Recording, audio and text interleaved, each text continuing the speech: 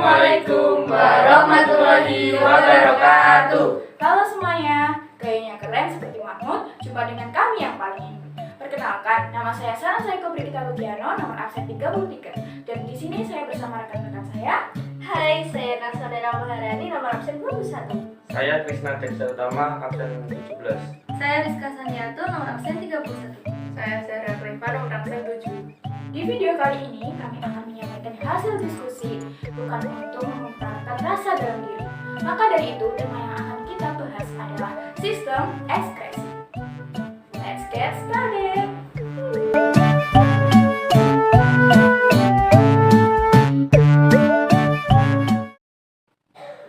Nah, selanjutnya di sini saya akan menjelaskan tentang penjelasan atau pengertian dari sistem ekskresi.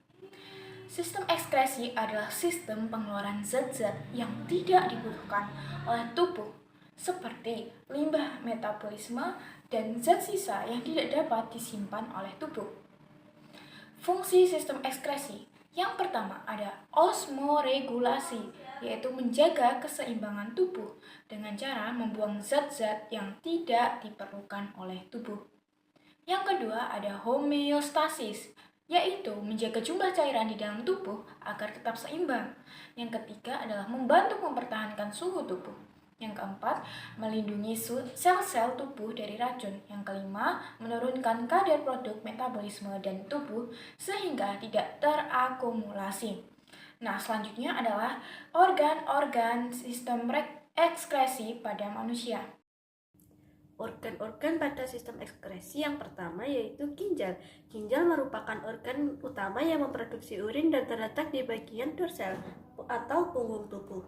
Susu ginjal yaitu kapsul ginjal, korteks ginjal, medula, dan pelvis. Pada korteks dan medula terdapat kurang lebih 1 juta nefron. Nefron terdiri dari badan Malpighi dan tubulus renalis. Badan Malpighi terdiri dari kapsul Bowman dan glomerulus. Fungsi dari ginjal yaitu membuang sisa metabolisme yang mengandung nitrogen atau urea asam urat dari tubuh, mengekskresikan zat-zat buangan, menjaga keseimbangan air, menjaga tekanan osmosis, menjaga pH darah dan cairan tubuh. Manusia setiap harinya wajib membuang zat-zat sisa metabolisme, salah satunya yaitu uap air kecil alias kencing dengan mengeluarkan urin. Urin biasanya mengandung zat yang sudah tidak diperlukan oleh tubuh, sehingga perlu dikeluarkan karena dapat meracuni tubuh. Urin adalah hasil sisa metabolisme yang melalui proses ekskresi dari ginjal yang kemudian dikeluarkan dari dalam tubuh melalui saluran kemih.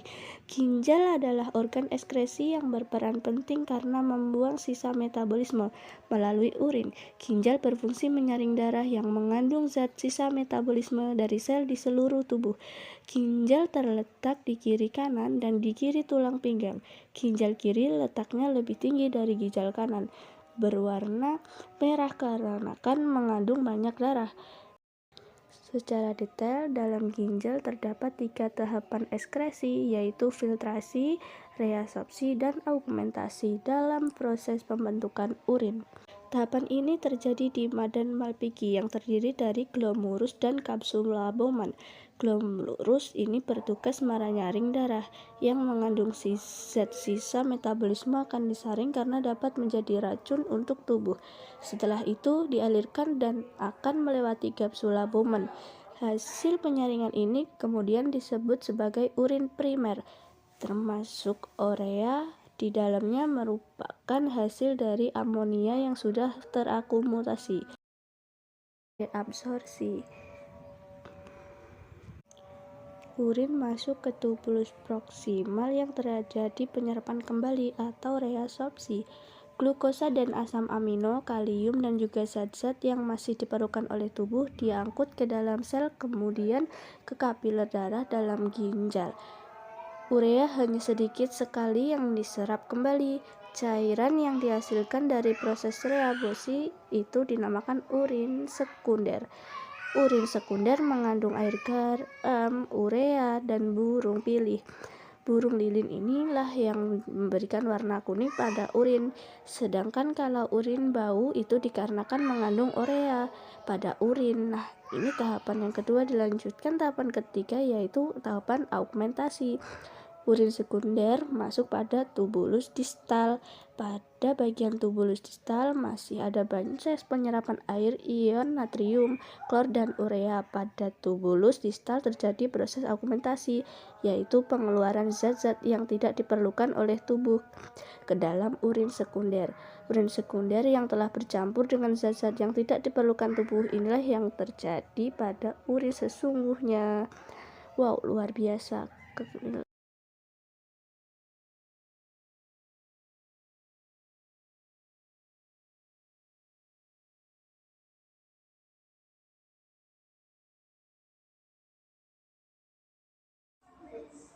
Hati atau hepar, organ ekskresi yang terletak pada rongga perut sebelah kanan yang terdiri atas 2 lobus.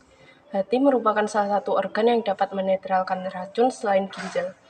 Struktur hati ialah lobus, ligamen, saluran empedu, pembuluh darah, dan lobulus. Fungsi hati sebagai organ ekskresi yaitu 1. Menghasilkan cairan empedu secara terus-menerus guna melancarkan pencernaan yang berasal dari daur ulang eritrosit tua dan rusak. Eritrosit tua diurai menjadi hemoglobin, lalu dirombak menjadi Fe, globin, dan heme atau hemin. Fe dan globin berfungsi untuk regenerasi Hb, sedangkan heme atau hemin dirombak lagi menjadi bilirubin atau urablin atau pewarna urin, dan streptoblin atau pewarna feses, dan biliverdin atau pewarna empedu. 2. Hati menghasilkan enzim arginase yang berperan dalam proses penguraian asam amino atau bisa disebut deaminasi. Asam amino yang diuraikan yaitu asam amino arginin menjadi ornitin dan urea. Ornitin akan mengikat amonia dan CO2 yang bersifat racun yang akan dinetralkan dalam hati.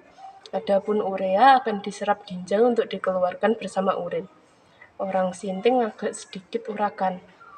R untuk ornitin, C untuk citrulline, A untuk arginin, dan UR untuk urea.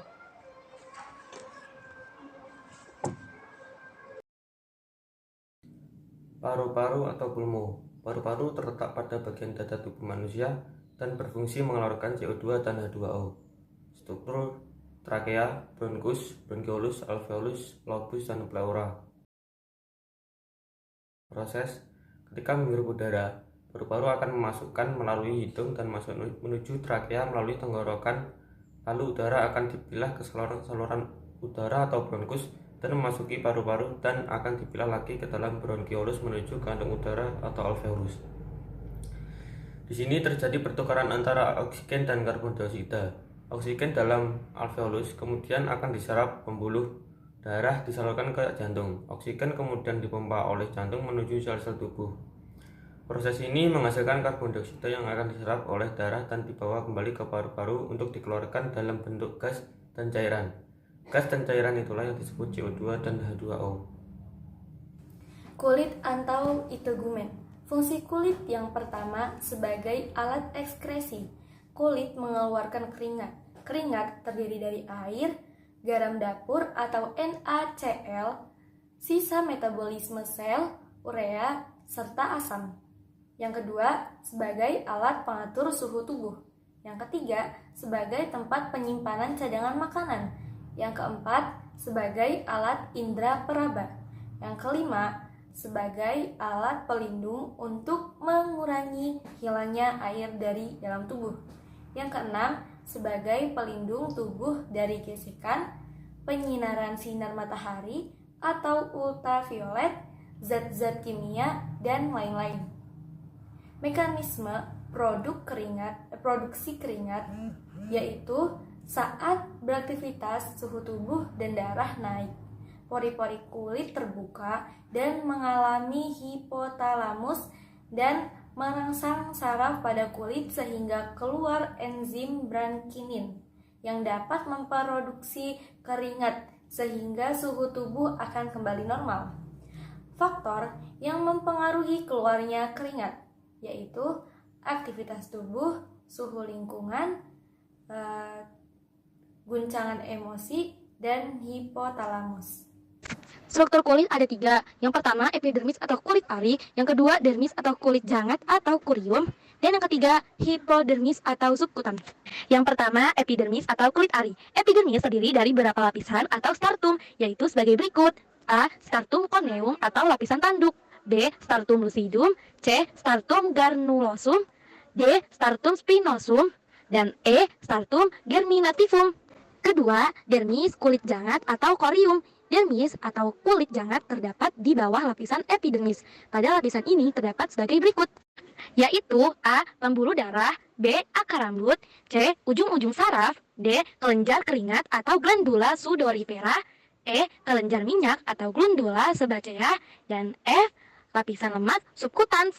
Untuk yang terakhir yaitu hipodermis atau subkutans, yaitu lapisan yang mengikat kulit secara longgar dengan organ-organ yang terdapat di bawahnya mengandung banyak jaringan lemak. Dadah! Selanjutnya adalah kelainan dan penyakit yang bisa menyerang organ-organ sistem ekskresi pada manusia. Yang pertama adalah kelainan dan penyakit pada ginjal, yaitu batu ginjal, glikosuria, albuminuria, diabetes mellitus, diabetes insipidus, gagal ginjal, uremia, nefritis, oliguria. Selanjutnya adalah kelainan dan penyakit pada hati.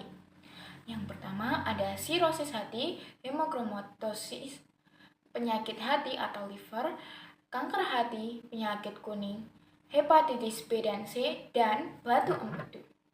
Yang ketiga adalah kelainan dan penyakit pada kulit. Yang pertama ada eksim, yang kedua ada jerawat, yang ketiga ada kudis, lalu kadas, miliaria, hiperhidrosis, athlete's foot, calvus, anhidrosis, bomhidrosis, vitiligo, prophytus cutanea. Setelah itu ada kelainan dan penyakit pada paru-paru. Yang pertama ada asma, bronkitis, pneumonia, asidosis, hipoksia, emfisema, tuberkulosis, dan terakhir faringitis.